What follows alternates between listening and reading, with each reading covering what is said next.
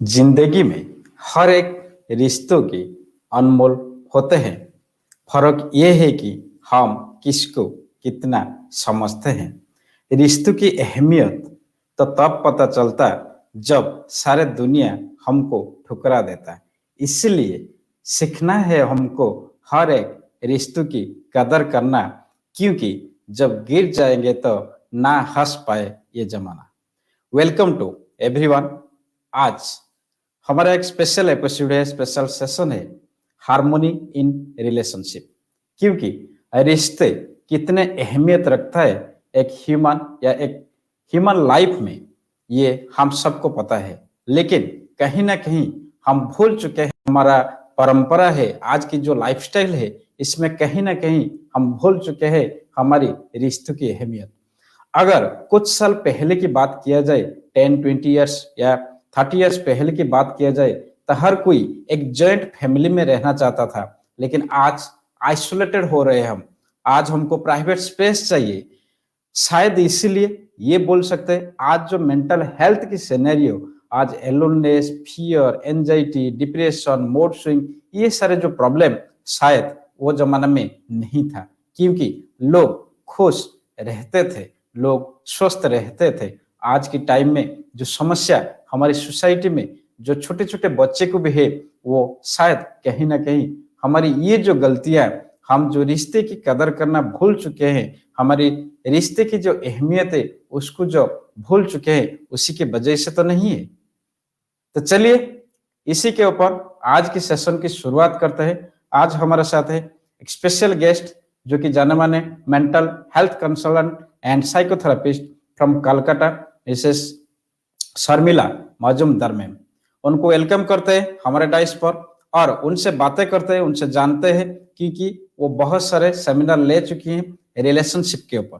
तो उनसे ढेर सारी बातें करेंगे, उनसे जानेंगे रिलेशनशिप को कैसे मेंटेन किया जाना चाहिए, कौन सी ऐसे गलतियां जो कर रहे हैं हम लोग, ये सारे चीजों के ऊपर आज फोकस करेंगे और उनसे बहुत सारा प्रैक्टिकल टिप्स भी जानेंगे। तो चलिए देर मत किए वेलकम करते हैं मिसेस शर्मिला मजूमदार मैम को हमारे डाइस पर। Welcome ma'am. Thank you so much. Thank you. तो मैम शुरुआत आपसे जानना चाहेंगे, आज की जो डिस्कशन रहेगा उसी के ऊपर थोड़ा सा ब्रीफ व्यू और आपकी थोड़ा सा शॉर्ट इंट्रोडक्शन। बिल्कुल। Thank you so much for introducing me. और मैं ये बोलना चाहूँगी कि आजकल जो रिलेशनशिप्स को लेके हमें हमें हमें प्रॉब्लम्स होती हैं, एंड उसके लिए हमें जानना चाहिए कि हम क्या कर सकते हैं ताकि हम रिलेशनशिप्स में आगे बढ़ सके। और कभी-कभार हम लोग ये भी देखते हैं कि ब्रेकअप्स होते हैं, डिवोर्स केसेस होते हैं, बच्चे लोगों को बहुत प्रॉब्लम्स होती हैं। तो उनको लेके हम लोग आज बात करेंगे। और as far as my educational qualification is concerned, I am a master's in clinical psychology from Banaras Hindu University, and I am practicing in Kolkata for the past 11 years as a mental health consultant and a psychotherapist. So today we are actually going to talk about how we can actually bring harmony in relationships with Dr. Satya Mandal. Thank you so much, Doctor. Thank you ma'am. तो पहले discussion करते हैं, ये जो हमारा आसपास जो लोग रहते हैं उनसे कैसे एक परफेक्ट रिलेशनशिप बनाया जा सकता है। बिल्कुल। पहले तो मैं ये बोलना चाहती हूँ कि हमारा एक मिथ है कि परफेक्ट रिलेशनशिप या परफेक्ट पर्सन। पहले तो हमें ये समझना चाहिए कि परफेक्ट रिलेशनशिप या परफेक्ट पर्सन बोलकर कुछ नहीं होता। There is no such thing as a perfect relationship या परफेक्ट पर्सन। क्योंकि अगर परफेक्शन चाहिए तो हम कभी परफेक्ट नहीं हो पाएंगे, लेकिन we can always go close to being a perfect person, और we can go close to have a perfect relationship. हम हमेशा कोशिश कर सकते हैं, और हमें हमेशा कोशिश करते जाना है ताकि हमारा रिलेशनशिप परफेक्ट के आसपास हो, और हम एज अ पर्सन कितने बेटर हो सकते हैं और कैसे अपने आप को परफेक्ट की तरह बना सकते हैं। We can never be perfect. हम में जितनी क्वालिटीज हैं, हम में उतनी खामियां भी हैं। We all have flaws as well as we have the qualities. तो कोई कोई भी इंसान परफेक्ट नहीं हो सकता और इसी चीज़ को ध्यान में रख के हमें सिर्फ़ ये सोचना चाहिए कि हम एक परफ़ेक्ट रिलेशनशिप को कैसे आगे बढ़ सकते हैं, कैसे खुद एक अच्छा इंसान बन सकते हैं और ये तभी पॉसिबल है डॉक्टर जब हम कभी-कभी ऐसा होता है कि हम समझ नहीं पाते हैं कि हम शायद किसी और को दुःख देते हैं। So we should actually try to be a source of joy for people. कभी-कभी क्योंकि हम इतने मिज़रेबल होते हैं कि हम दूसरों को मिज़री दे देते हैं। तो हमें सोर्स ऑफ जॉय बनना है सब लोगों के लिए। जितने लोग हमारे आस-पास हैं, उनके लिए हमें खुशी बन के आना है, ना कि उनको मिज़री देना है, खुद मिज़रेबल बनकर। तो ये बहुत इम्पोर्टेंट है। क्योंकि nothing is perfect in this creation, तो हम जो परफेक्शनिज्म की तरफ बढ़ रहे हैं, हमको ये चाहिए वो नहीं ढूंढना है। ये तो पहला मिथ बिल्कुल, है कि परफेक्ट कुछ भी नहीं है। बिल्कुल, बिल्कुल। तो कौन सी ऐसे गलतियां हैं जो कि रिश्तों को, कोई भी रिश्तों को ये जो डिस्ट्रॉय कर रहा है या खराब कर रही है, वो कौन सी गलतियां है, उसी के ऊपर पहले नजर डालते हैं। बिल्कुल डॉक्टर। एक्चुअली मैं ये कहना चाहूँगी फ़र्स्ट ऑफ़ ऑल कि जब भी हम रिलेशनशिप्स की बात करते हैं या when we are talking about harmony in relationships, हमें ये हमेशा ध्यान में रखना है कि हमें रिलेशनशिप्स को जैसे हम अपना काम करते हैं प्रोफ़ेशनल लाइफ़ में, तो हर दिन हम काम पे जाते हैं। राइट? तो रिलेशनशिप्स को लेके भी कुछ ऐसा ही होता है। अगर हम रिलेशनशिप्स को टाइम ना दें, अगर हम अपना डिवोशन, अपना हार्ड वर्क ना दें, तो फिर वो रिलेशनशिप आगे नहीं बढ़ सकता।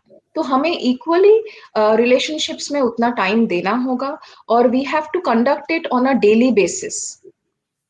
तो जब हम उसको डेली बेसिस में कंडक्ट करेंगे, उसके ऊपर हार्ड वर्क करेंगे, तभी एक रिलेशनशिप प्रॉस्पर कर सकता है, वो थ्राइव कर सकता है, वो फ्लरिश कर सकता है।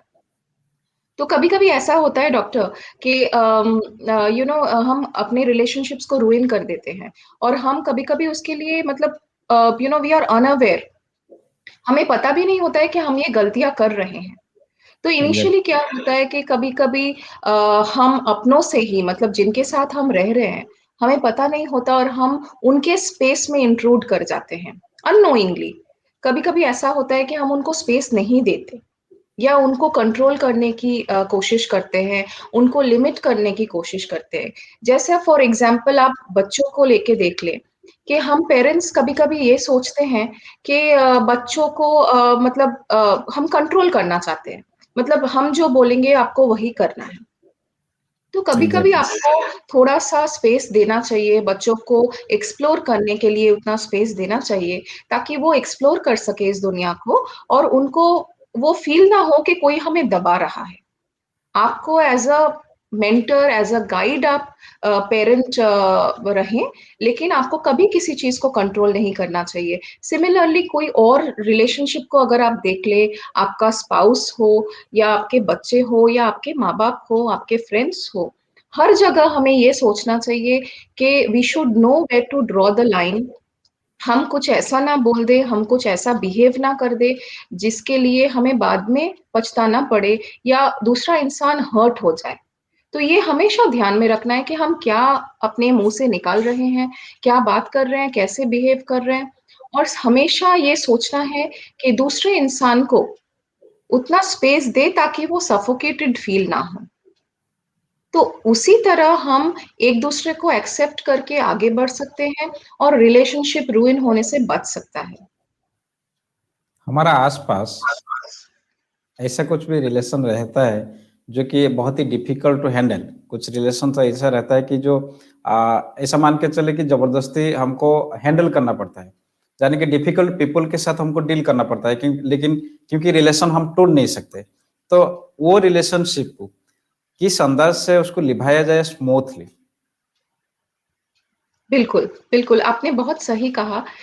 लेकिन मैं यहाँ पे एक चीज़ बोलना चाहूँगी कि जैसे आप देखिए हमारे अभी तो सोशल मीडिया में हमारे इतने फ्रेंड्स हैं, जिनके साथ हम बात करते हैं। काफ़ी डेटिंग साइट्स हैं, तो लोग बॉयफ्रेंड गर्लफ्रेंड के हिसाब से भी बात करते हैं, जो कि एक डिस्टेंस रिलेशनशिप होता है। और हम देखते हैं कि वो कितना स्मूथ जा रहा है, उसमें कोई प्रॉब्लम्स ही नहीं आती। तो हमें ये इंट्रोस्पेक्ट करना है, हमें ये सोचना है कि हम जब एक साथ रह रहे हैं, चाहे अपने हस्बैंड के साथ हो, अपने बच्चों के साथ हो, अपने इन-लॉज़ के साथ हो, तो उसमें क्या होता है कि हम 24 घंटे under the same roof we are staying with a person. तो उसमें हमारा जो फ्लॉज़ है, वो बाहर निकल के आता है। अपना बेस्ट हम पुट अप करते हैं इंटरनेट पे कि हम 10 मिनट किसी से बात कर लिए तो हम अपना बेस्ट पुट अप करते हैं। लेकिन घर पे वो नहीं होता, अपने फैमिली मेंबर्स के साथ वो नहीं होता। वो आपका फ्लॉज़ जान जाते हैं, आप उनके फ्लॉज़ जान जाते हैं। तो जब हम किसी के साथ एक साथ रह रहे हैं, एक साथ काम कर रहे हैं या एक साथ उनको हर दिन देख रहे हैं, तो उसमें डिफ़िकल्ट हमें लगता है। क्योंकि हर इंसान, हर रिलेशनशिप डिफ़िकल्ट होता है, अगर आप उसकी तरफ से प्रॉपर्ली काम नहीं करो तो।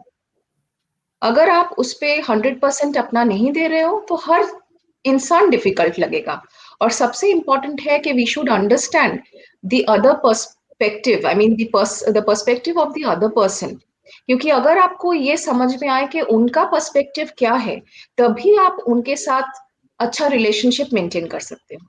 This is very important. तो यानी कि हमको समझना पड़ेगा कि सामने वाला डिफिकल्ट क्यों हो रहा है, तो उसको समझना पड़ेगा।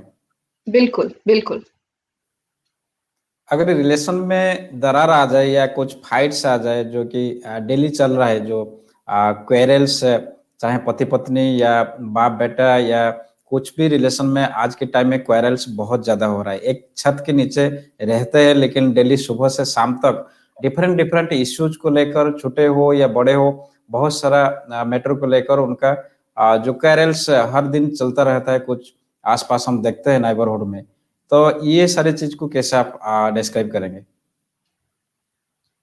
हाँ, आपने बहुत ही सही कहा कि फाइट्स तो होती ही हैं, हर रिलेशनशिप में फाइट्स होंगी ही, ये बहुत कॉमन है क्योंकि हम लोग जब एक साथ रहते हैं, तो सब कुछ बहुत पॉज़िटिव या सब कुछ अच्छा नहीं हो सकता, उसमें कुछ ना कुछ प्रॉब्लम्स आती ही हैं।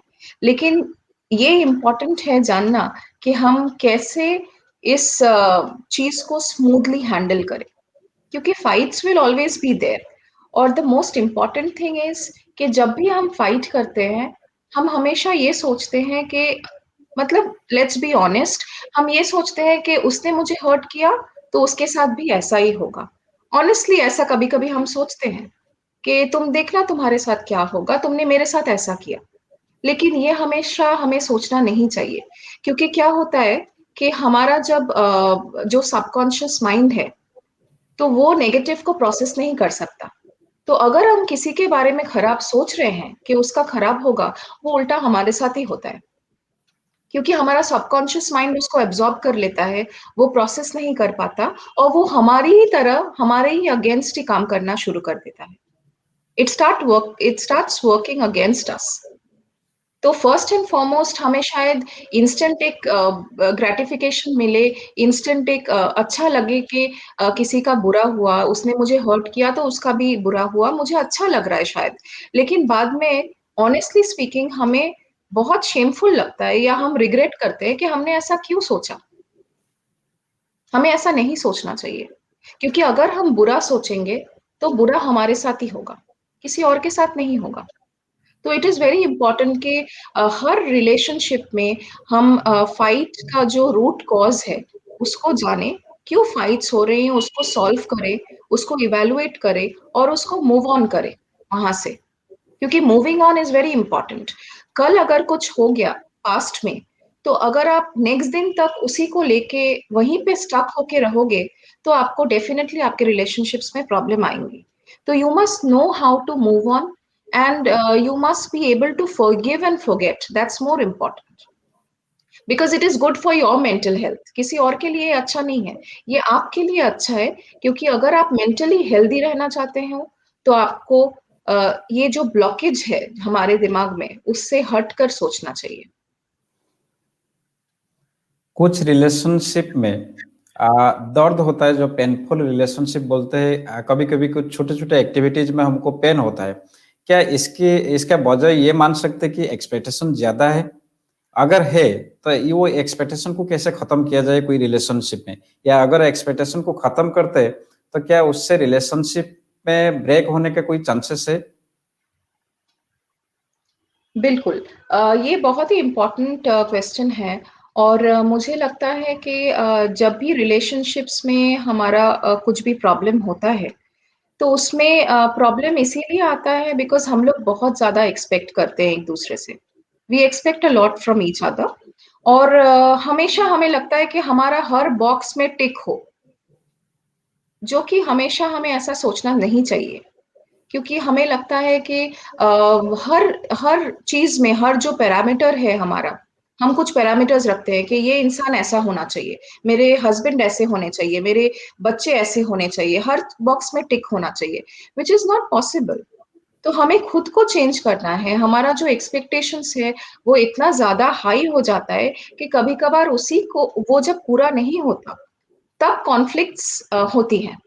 और कॉन्फ्लिक्ट्स जब होती हैं तो डेफिनिटली रिलेशनशिप्स ब्रेक होती हैं। तो हमें फर्स्ट ऑफ ऑल अपने आप पे वर्क करना चाहिए कि कैसे हम खुद को बेटर कर सकते हैं और कैसे ये एक्सपेक्टेशंस को इतना हाई नहीं रख के अपने आप को एक हार्मनी में रखते हैं। सब चीज़ को बैलेंस में रखते हैं कि अगर मैं किसी और को एक्सेप्ट कर सकती हूँ, दूसरे इंसान भी मेरे को एक्सेप्ट करेगा। If I can accept the person the way he is or she is, the other person will also accept me. अगर मैं एक्सेप्ट नहीं करती हूँ तो डेफिनेटली मुझे ये एक्सपेक्ट नहीं करना चाहिए कि दूसरा एक इंसान मुझे एक्सेप्ट करेगा। तो ये बहुत ही इम्पोर्टेंट है क्योंकि हर हर सवाल में मैं यही बोलूँगी कि हमें अपने आप पे वर्क करना चाहिए कि हमें देखना चाहिए कि हम कैसे हैं? हम कैसे एक बेटर इंसान बन सकते हैं? हम कैसे अपने में जो खामियाँ हैं, जो शॉर्टकमिंग्स हैं, उसको कैसे ओवरकम कर सकते हैं? और तभी सारे लोग आपको प्यार करेंगे, सारे लोग आपको हार्मोनी में मिलेंगे। क्योंकि अगर आप पॉज़िटिव होते हो, अगर आप हैप्पी होते हो, तो डेफिनेटली रिलेशनशिप्स में कोई प्रॉब्लम नहीं आ सकता। क्या ऐसे कुछ स्पेसिफिक रूल्स है कि कोई भी रिलेशनशिप के लिए कुछ स्पेसिफिक रूल्स होता है क्या उसको निभाने के लिए? हाँ, रूल्स तो हर जगह हैं और जैसा कि मैंने बोला कि जैसे हमारे कॉन्स्टिट्यूशन में है कि अगर आप किसी के लैंड पे ट्रेसपासिंग कर रहे हो तो आपको पनिश किया जाता है। लेकिन रिलेशनशिप्स में भी इनविजिबली ऐसे ही होता है, लेकिन इसका कोई लॉ नहीं है। तो हमें समझना चाहिए कि हम किसी और के स्पेस में ट्रेसपासिंग नहीं कर रहे और उनको सफोकेट नहीं कर रहे, उनको ज़्यादा स्पेस देना चाहिए और बहुत इम्पोर्टेंट है ये सोचना कि हर रिलेशनशिप परफेक्ट नहीं होता है, लेकिन हम हमेशा उसके बेटरमेंट की तरफ बढ़ सकते हैं, कैसे एक रिलेशनशिप को बेटर कर सकते हैं और मोस्ट इम्पोर्टेंट है कि हम अपना हैप्पीनेस लोगों के साथ शेयर करें, क्योंकि अगर आप अपना हैप्पीनेस शेयर करोगे तो लोग आपके दुखी टाइम में भी आपके साथ होंगे। हाँ, तो you should be a source of joy for people और मोर ओवर ये बहुत इम्पोर्टेंट है एज अ रूल कि आप अपना स्किल, अटेंशन एक रिलेशनशिप में दो। बिकॉज़ अगर आप अपना स्किल और अटेंशन नहीं देते हो तो डेफिनिटली वो कहीं कभार यू नो प्रॉब्लम में आ सकता है। लेकिन अगर आप 24 घंटे उसके ऊपर काम कर रहे हो, कभी-कभी ऐसे भी होता है कि हमारे पास इतना टाइम नहीं होता फैमिली के लिए या पेरेंट्स के लिए या हस्बैंड्स के लिए, बच्चों के लिए। लेकिन जब भी टाइम मिले हमें ये बहुत इम्पोर्टेंट है कि क्वालिटी टाइम स्पेंड करना चाहिए ताकि we can make it up to them. ये ज़रूरी नहीं है कि आपको 24 घंटे उनके पास रहना पड़ेगा, ये पॉसिबल भी नहीं है सबके लिए। लेकिन जब भी आपको टाइम मिले, आप क्वालिटी टाइम स्पेंड करें, ताकि लोगों को इम्पोर्टेंट फ़ील हो, लोगों को ये पता चले कि आप उनसे प्यार करते हो, वो जताना भी बहुत इम्पोर्टेंट है। रिश्तों तो हमारे पास बहुत सारे रहता है, बहुत टाइप्स का, बहुत प्रकार का ये रिश्ते हमारे पास रहता है। लेकिन पहले ये जानना चाहेंगे, आज के टाइम में इंडिया में सबसे बड़ी समस्या जो उभर के आ रही है डिवोर्स रेट। जो पार्टनर के साथ जो प्रॉब्लम हो रहा है, जो कि इंडिया में एक हेडच बन चुका है क्योंकि जितना डिवोर्स केस फाइल हो रहा है। तो इसके ऊपर ज़रूर हाइलाइट करना चाहेंगे आपके साथ। बिल्कुल। अनफॉर्च्यूनेटली अभी डिवोर्स केसेस बहुत ज़्यादा हो रही हैं और ब्रेकअप्स भी होती हैं, कभी-कभी लिव इन पार्टनर्स रहते हैं, उनमें भी ब्रेकअप्स होती हैं। तो हर रिलेशनशिप में ये बहुत अनफॉर्च्यूनेट है कि 2 लोग अलग हो जाते हैं। लेकिन इसमें प्रायोरिटी मैं ये बोलूँगी कि हाफ ऑफ द टाइम या 90% ऑफ द टाइम यही होता है कि हम एक-दूसरे को समझ नहीं पाते और एक-दूसरे को एक्सेप्ट नहीं करते। क्योंकि फर्स्ट एंड फॉरमोस्ट थिंग जो है रिलेशनशिप में वो है एक्सेप्ट करना। अगर मैं किसी को एक्सेप्ट नहीं कर सकती, तो मैं आगे जाके उससे प्यार नहीं कर सकती या उसको रिस्पेक्ट नहीं दे सकती। तो एक पार्टनर में ये बहुत इम्पोर्टेंट है कि हम एक्सेप्टेंस ढूँढे और रिस्पेक्ट ढूँढे। अगर ये 2 चीज़ रिलेशनशिप में आता है, कोई भी रिलेशनशिप में जो कि रोमांटिक रिलेशनशिप है, तो इससे ही सारा काम बन जाता है। अगर प्यार ना भी हो, प्यार बाद में हो जाता है, लेकिन सबसे फर्स्ट एंड फॉरमोस्ट है कि आप उस इंसान को एक्सेप्ट करें द वे ही और शी इज़। वो जैसा है आपको उसी तरह उसको एक्सेप्ट करना है। अगर आप एक्सेप्ट नहीं कर पा रहे हो, तो बाद में डिवोर्स होगा ही, बाद में ब्रेकअप होगा ही। और अगर आप उस इंसान को रिस्पेक्ट नहीं कर रहे हो for what the person is, अगर आप हर दिन उसको बोल रहे हो कि आप मेरे पैरामीटर के हिसाब से आप नहीं हो, आप उस लेवल के नहीं हो, तो आपका प्यार ज़्यादा दिन टिक ही नहीं सकता। आपका रिलेशनशिप ज़्यादा दिन टिक ही नहीं सकता। तो the most important thing in a romantic relationship, in a marriage, is to have acceptance for each other and to have lot of respect for each other. Only then the relationship can thrive, it can flourish, and it can prosper. अगर ये जो live in relationship या love relationship में पहले acceptance या love तो होता है, लेकिन कुछ सालों के बाद ये जो मिसअंडरस्टैंडिंग क्रिएट होता है या इसके वजह से भी लव मैरिज बहुत सारा डिवोर्स केस में बदल रहा है, या इसके पीछे और कोई हिडन रीजन आप देख रहे हैं? नहीं, एक तो हो गया कि एक्सपेक्टेशंस बहुत ज़्यादा होती हैं क्योंकि हम हम्म। सोचते हैं कि शादी के पहले जैसे हम रहते थे, शादी के बाद भी वही चीज़ें एग्ज़ैक्टली होंगी, वो नहीं होती। बिकॉज़ आप हमें समझना चाहिए कि शादी के पहले हम एक तरह से जो रिलेशनशिप होता है, उसमें ज़्यादा रिस्पॉन्सिबिलिटीज़ नहीं होती। शादी के बाद काफ़ी रिस्पॉन्सिबिलिटीज़ आ जाती हैं, तो पैरामीटर्स और जो बाकी चीज़ें हैं, वो चेंज हो जाती हैं। तो उस हिसाब से हमें बदलना चाहिए, ना कि एक ही जगह स्टक होके रहना चाहिए कि आप ऐसा नहीं कर रहे हो, आप तो पहले ऐसा करते थे। लेकिन ये चीज़ हमें बहुत मैच्योरली हैंडल करना चाहिए कि हर फ़ेज़ में डिफरेंट क्वालिटीज़ होती हैं, हर फ़ेज़ की। मतलब एक कॉलेज टाइम का जो हमारा फ़ेज़ था वो डिफरेंट होता है, शादी के बाद डिफरेंट होता है, ओल्ड एज में डिफरेंट होता है। तो ये बहुत इम्पोर्टेंट है कि मैरिड रिलेशनशिप्स में या जो हमारे स्पाउस हैं, इसमें हम मैच्योरिटी ढूँढें और हम मैच्योरली चीज़ों को हैंडल करें और सबसे इम्पोर्टेंट ये है कि आप कंपेनियनशिप आपका स्ट्रॉन्ग हो, आपका बॉन्ड स्ट्रॉन्ग हो और आप ये इस पे वर्क करें कि कैसे आपका बॉन्ड स्ट्रॉन्ग हो सकता है। बिकॉज़ फिज़िकली एक टाइम तक हमारा हेल्प करता है, लेकिन बाद में आपका फिज़िकल जो फिज़िकैलिटी है या आप कैसे दिखते हो, वो बाद में मैटर नहीं करता। तो जो मैटर करता है वो है कंपेनियनशिप और आप कितना स्ट्रॉन्ग अपने बॉन्ड को बनाते हो और उसी पे सब कुछ डिपेंडेंट है। तो जितना स्ट्रॉन्ग बॉन्ड जिसका है, वो उतनी आगे जाते हैं। और कभी-कभी हमने ऐसा भी देखा है कि काफ़ी ओल्ड एज पीपल को मैंने देखा है कि they have a very strong connection and they are so nice together.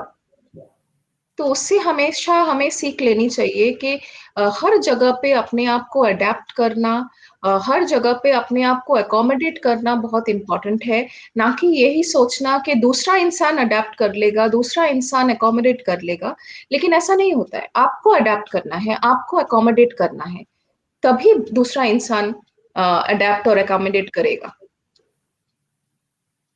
तो यही सेकेंडली इसमें जो हाँ, सेकेंडली जो इश्यूज हो रहा है सोसाइटी में ज्यादा कि ये जो चिल्ड्रन होते हैं, हमारे जो छोटे छोटे बच्चे होते हैं, आइदर हमारा बिजी शेड्यूल से पेरेंट्स, दोनों पेरेंट्स अगर वर्किंग है तो चिल्ड्रन को ध्यान नहीं देते, छोटे छोटे बच्चे को उनका जो मानसिक विकास होना था या जो डेवलपमेंट होना था जो फेज में, उन लोग को टाइम नहीं मिलता है पेरेंट्स से।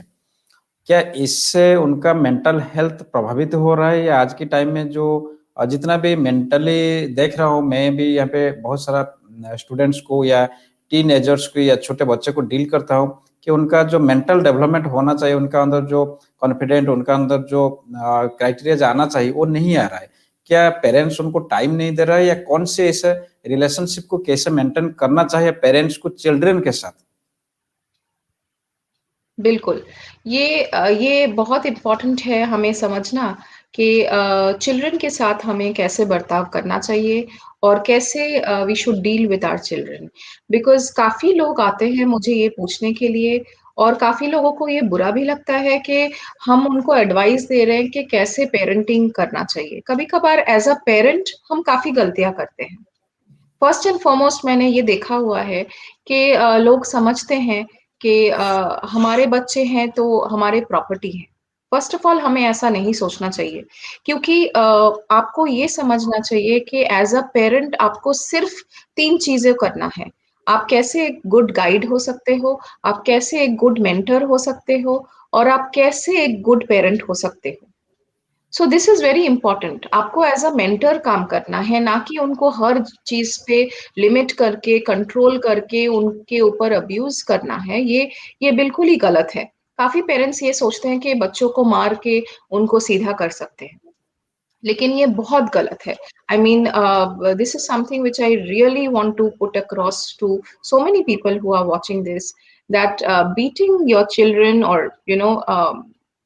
doing something wrong is absolutely not right, because उससे क्या होता है कि वो और ज्यादा स्टबर्न हो जाते हैं। उनको रिबेलियस एटीट्यूड आ जाता है उनमें। तो उनको लगता है कि आपने मुझे मारा तो शायद आप मुझसे प्यार नहीं करते, और वो आपके अगेंस्ट हो जाते हैं। तो ये बहुत इंपॉर्टेंट है कि हम बच्चों को प्रॉपर तरीके से उनके साथ डील करें।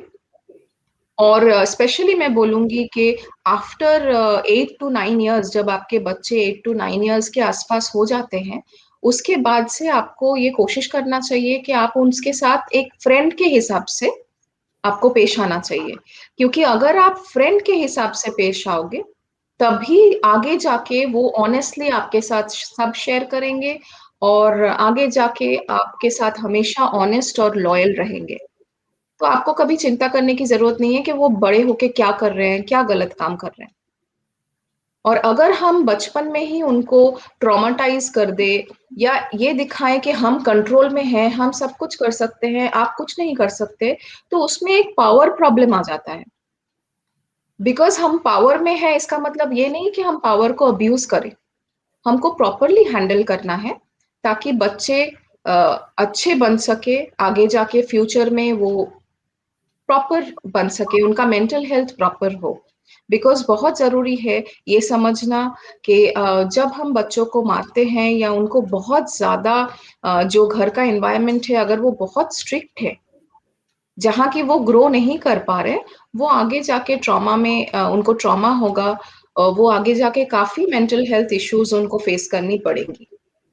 तो पेरेंट्स को ये बहुत इम्पोर्टेंट है समझना कि बच्चों को प्रॉपर एनवायरनमेंट दिया जाए, ताकि वो जैसे एक स्पॉन्ज की तरह वो सारा चीज़ अब्ज़ॉर्ब कर लेते हैं, तो हम उनको ऐसा एनवायरनमेंट दें कि वो सारा पॉज़िटिव अब्ज़ॉर्ब करें, ना कि नेगेटिव अब्ज़ॉर्ब करके आगे जाके हम उनके लिए लाइफ़ और डिफ़िकल्ट बना दें।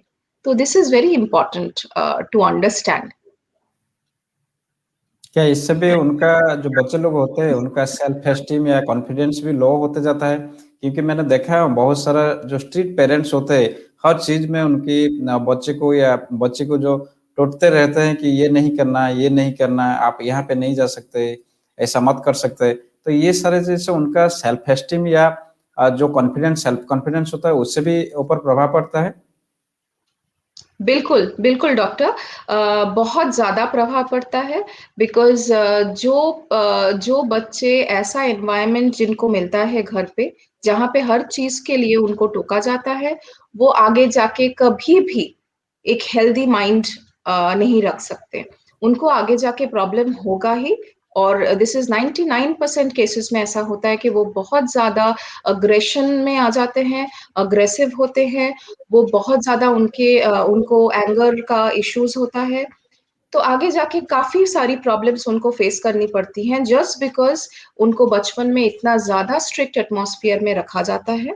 तो ये समझना चाहिए कि अगर हमको स्पेस चाहिए, अगर हमें स्पेस चाहिए अपने रिलेशनशिप्स में, तो हमें वो सेम स्पेस बच्चों को भी देना है। और बहुत इम्पोर्टेंट है कि बच्चों को एक बहुत थ्राइविंग एटमॉस्फेयर मिले घर पे, ताकि वो ग्रो कर सके हेल्दीली, ना कि इतना नेगेटिव एटमॉस्फेयर मिले जाकि वो जाके बाद में उनको प्रॉब्लम हो। मैम ये भी बोल सकते हैं कि अगर एक पेरेंट्स के पर्सपेक्टिव से देखें कि उनको ये लगता है कि इनसिक्योर होते हैं कि शायद उनका बच्चे को कहीं पे चोट लग जाएगा या कहीं पे कुछ डिस्ट्रॉय हो जाएगा या कहीं पे कुछ गलत हो जाएगा उनके साथ, तो ये भी एक रीजन हो सकता है पेरेंट्स के माइंडसेट से उसको वो इनसिक्योरिटी को कैसे पेरेंट्स लोग दूर कर सकते हैं। बिल्कुल। पेरेंट्स को हमेशा ये इनसिक्योरिटी होता है, और मैंने कलकत्ता में भी देखा है, काफ़ी पेरेंट्स बहुत ज़्यादा बच्चों को लेके बहुत प्रोटेक्टिव होते हैं, व्हिच इज़ वेरी नॉर्मल, इसमें कोई गलत बात नहीं है। लेकिन हमें हमेशा ये समझना चाहिए कि प्रोटेक्टिव और ओवर प्रोटेक्टिवनेस में बहुत डिफरेंस है। यस। तो अगर आप ओवर प्रोटेक्टिव हो जाते हो, तो आप उसके लिए और हार्म कर रहे हो, it's more harmful for the child. तो वो हमें एज अ पेरेंट शायद उस टाइम पे हम समझ नहीं पाते, लेकिन बाय बीइंग ओवर प्रोटेक्टिव हम क्या करते हैं कि उसका जो लर्निंग है उसको हम रोक देते हैं। अगर हर चीज में हम उनको टोके, तो वो आगे जाके लर्न ही नहीं करेगा। वो आगे जाके लर्न नहीं करेंगे, आगे जाके कुछ सीखेंगे नहीं। तो अगर आप उनको जितना स्पेस दे रहे हो कि ठीक है तुम जाके एक बार एक्सप्लोर करो, तो उससे क्या होता है कि वो फर्स्ट टाइम अगर गिर भी जाए, लेकिन वो उसका लर्निंग एक्सपीरियंस होता है कि एक बार गिरा, सेकंड बार गिरा, लेकिन थर्ड टाइम वो सीख जाएगा।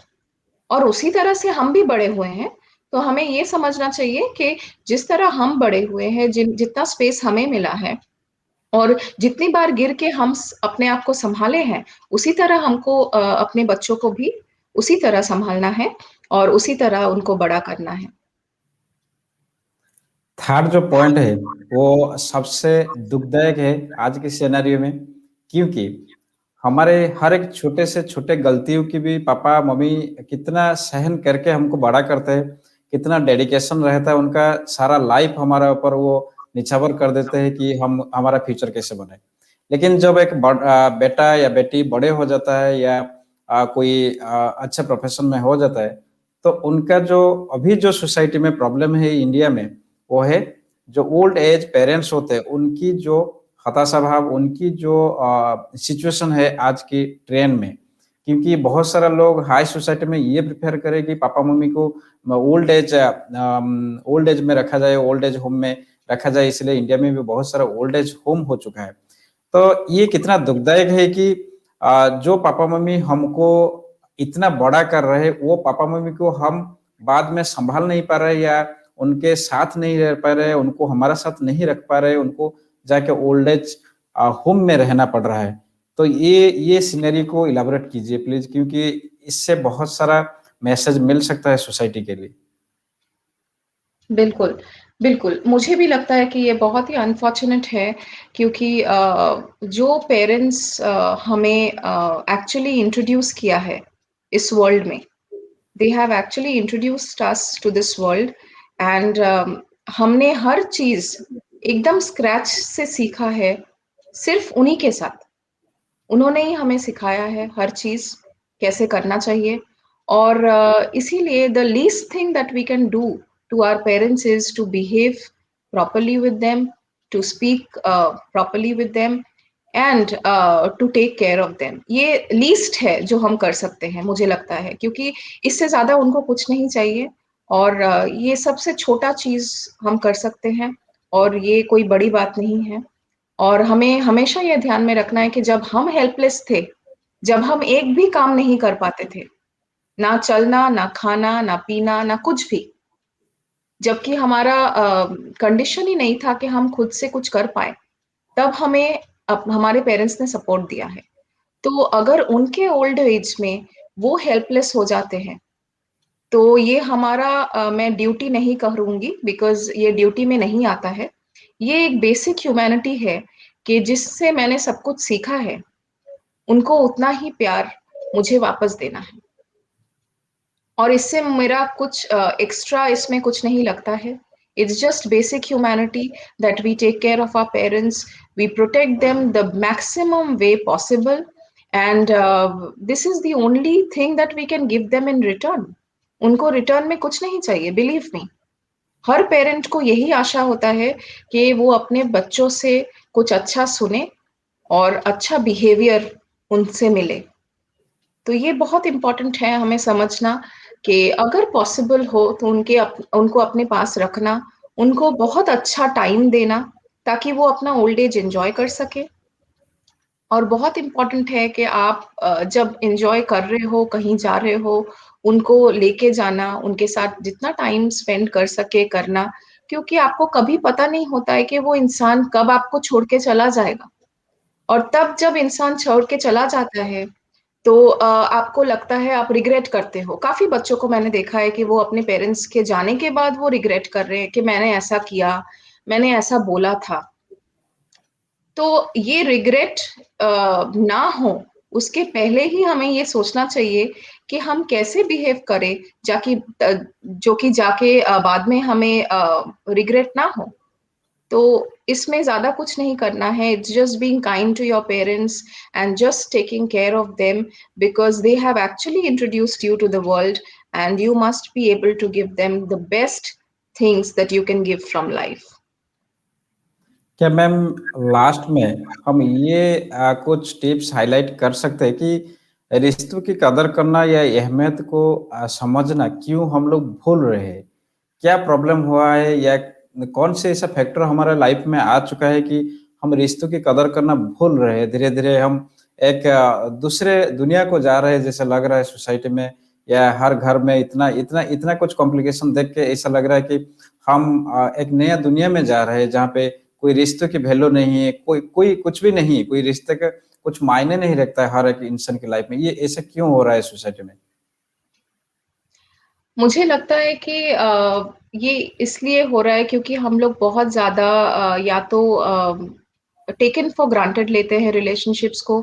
हमें ये लगता है कि जो हमारे पास में है वो तो रहेंगे ही, लेकिन जब हम उनको लूज़ करते हैं तो हमें पता चलता है कि कितना इम्पोर्टेंट था वो रिलेशनशिप, कितना बड़ा होल हो जाता है जब वो इंसान चला जाता है, जो कि स्पेस कभी बाद में नहीं भर सकता। तो ये बहुत इम्पोर्टेंट है हमें इंट्रोस्पेक्ट करना और हर दिन सुबह उठ के ये सोचना कि you are thankful, you are fortunate कि आपको ये ज़िंदगी मिली है।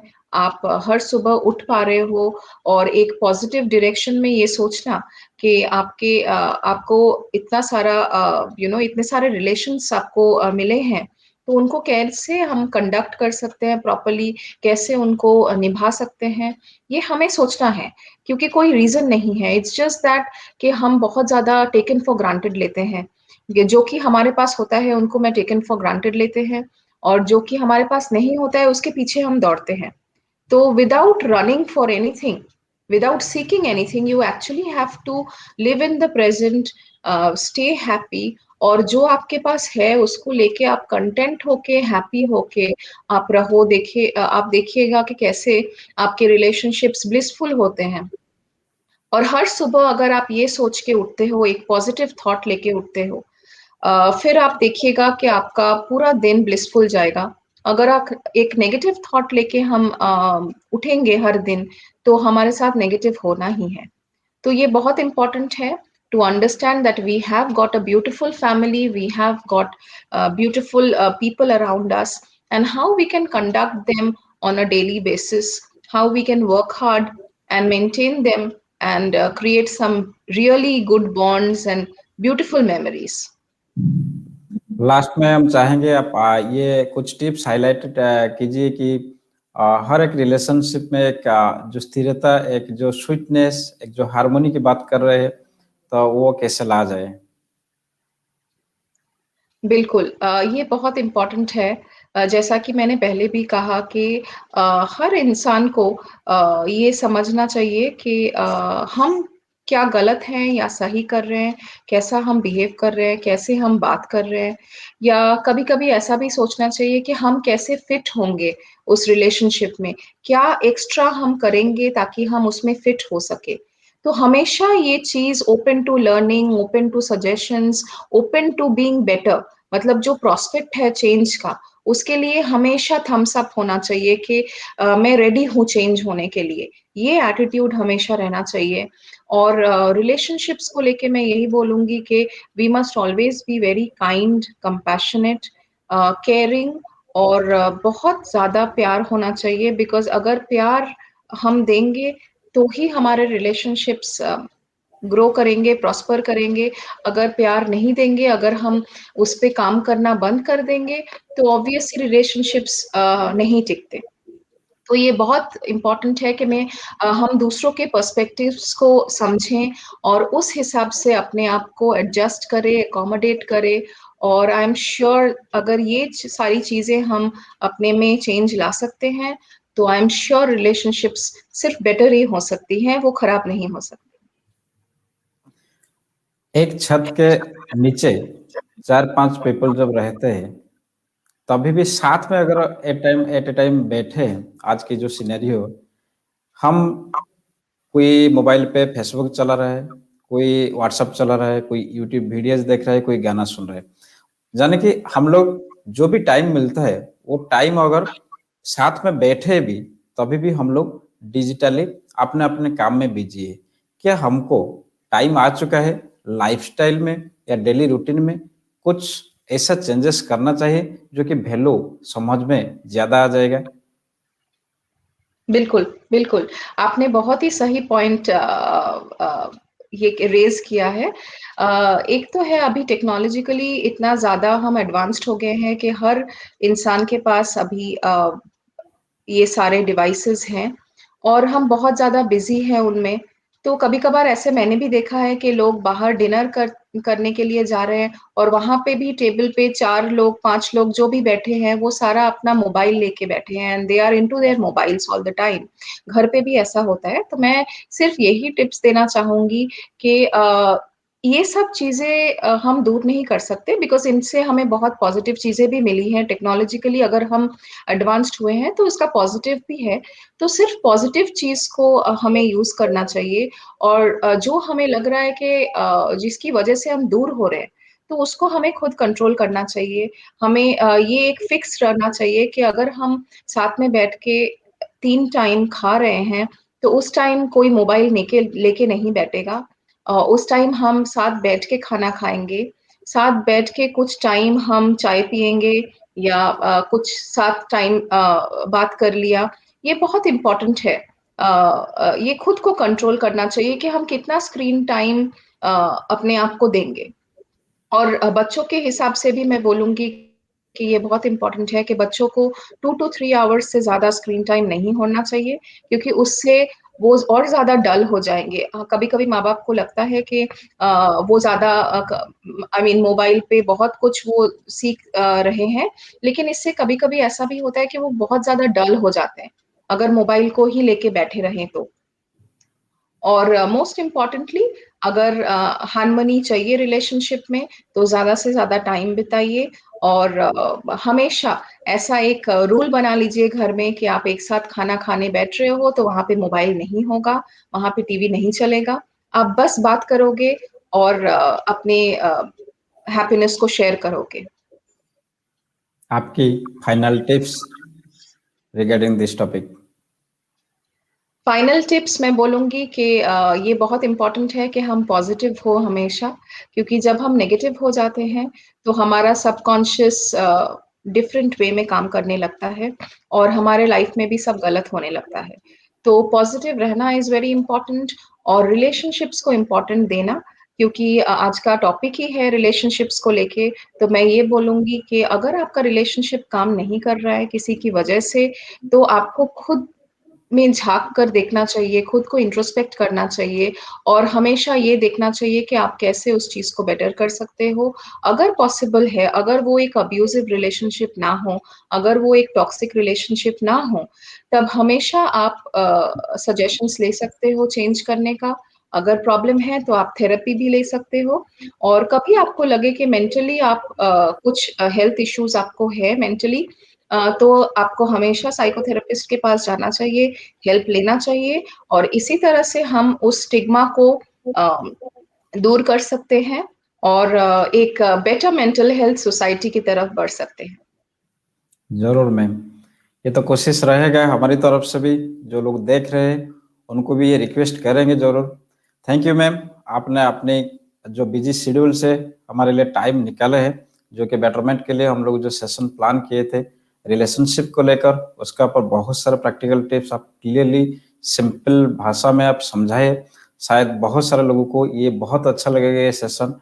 Thank you very much and I am very much grateful to you have in mind eyes for this beautiful session and beautiful topic also, and thank you very much. Thank you, Doctor. Thank you for inviting me. It's really an honor. Thank you. Thank you ma'am. Thank you. तो चलिए, आज की जो topic था ये था harmony in relationship, क्योंकि हर एक रिश्ता अनमोल होता है। फर्क इतना है कि हम किसको कितना समझते हैं।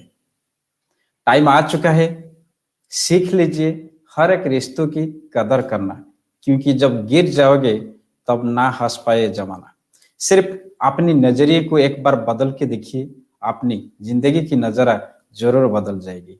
आप हर एक रिलेशनशिप को अहमियत दीजिए, हर एक रिलेशनशिप को समझिए, क्योंकि अगर हमारे पास हमारे सारे ब्यूटीफुल रिलेशन रहेंगे तो जिंदगी में आप कभी अकेला महसूस तो नहीं करेंगे, आप जिंदगी में कभी हारेंगे नहीं।